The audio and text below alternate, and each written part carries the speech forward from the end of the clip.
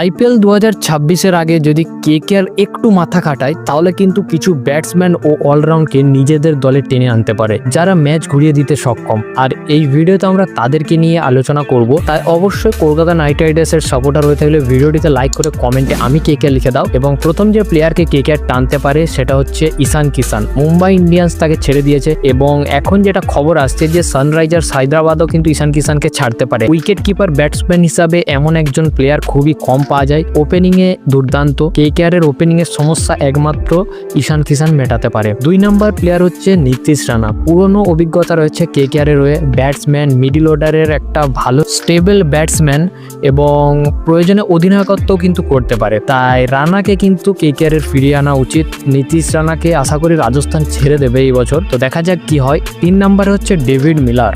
লখনৌয়ের হয়ে ভালো পারফরমেন্স করতে পারছে না ডেভিড মিলার, তাই লখনৌ তাকে রিলিজ করবে। তাই এটা কিন্তু কেকেআর এর জন্য সোনাই সোহাগা হতে পারে। রাসেল যদি বারবার এইভাবে চোটে ভুগতে থাকে তাহলে কেকেআর কিন্তু একটা লাস্টের দিকে একটা ভালো ফিনিশার দরকার এবং ডেভিড মিলার সেটার জন্য ভালো উপযুক্ত প্লেয়ার হবে। আর এই জায়গাটায় ডেভিড মিলারকে পাওয়া কিন্তু সহজ হবে না, ভালো পয়সা দিয়ে তাকে আনতে হবে। তো দেখা যাক কেকেআর তাকে আনতে পারে কিনা। এবং পরবর্তী প্লেয়ারের নামটা আশা করি আগেও আমি বলেছি, সেটা হচ্ছে সঞ্জু স্যামসন। রাজস্থান কিন্তু তাকে ছাড়তে পারে। রাজস্থান যদি ছেড়ে দেয় তাকে কিন্তু কেকেআর লুফে নেবে, কারণ হচ্ছে উইকেট কিপার ব্যাটসম্যান, ওপেনিং এ এসে ভালো পারফরমেন্স করতে পারে। তার সাথে হচ্ছে ক্যাপ্টেন হিসাবে কেকেআর কিন্তু তাকে দেখতে পারে। দিকে যদি দেখতে যাই যে সঞ্জু স্যামসন হচ্ছে কেকেআর এর জন্য একদম ফুল প্যাকেজ। রাজস্থান যদি তাকে ছেড়ে দেয় কেকেআর এক মুহূর্ত দেরি করবে না তাকে নিতে। অভিজ্ঞতা আছে, ধারাবাহিকভাবে ভালো পারফরমেন্সও করে। তো দেখা যাক তাকে আনতে পারে কিনা। আর সবার শেষ যে প্লেয়ারের কথা বলবো তাকে কিন্তু কেকেআর আনার চান্স রয়েছে। আগে কেকেআর এর হয়ে খেলেছে, তিনি আর কেউ নন, তিনি হচ্ছেন শার্দুল ঠাকুর।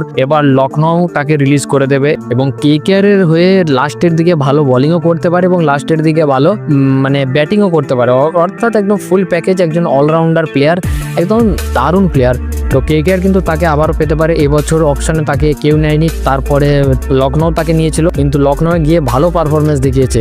এবার লখনৌ যদি তাকে ছেড়ে দেয় তাহলে কিন্তু কেকেআর এর জন্য এটা একটা ভালো অপশন হতে পারে। এইসব খেলোয়াড়রা যদি কেকেআর এর দলে আসে, অর্থাৎ কেকেআর এই প্লেয়ারদের মধ্যে কিছু জনকেও যদি তাদের ব্যাটিংয়ে অথবা বোলিংয়ে অর্থাৎ তাদের দলের সাথে যুক্ত করতে হবে, তাহলে কিন্তু কেকেআর কিন্তু এই বছর আরও শক্তিশালী হয়ে উঠতে পারে। এই বছরে যে ভুলগুলো করেছে কেকেআর যেন নেক্সট ইয়ার সেই ভুলগুলো আর কোনোভাবেই করতে চাইবে না। দেখা যাক কেকেআর এর কি স্ট্র্যাটেজি হয়, কি হয় না হয়। তবে অবশ্যই এই প্লেয়ারদের কিন্তু কেকেআর এর টার্গেট করা উচিত। আপনাদের কি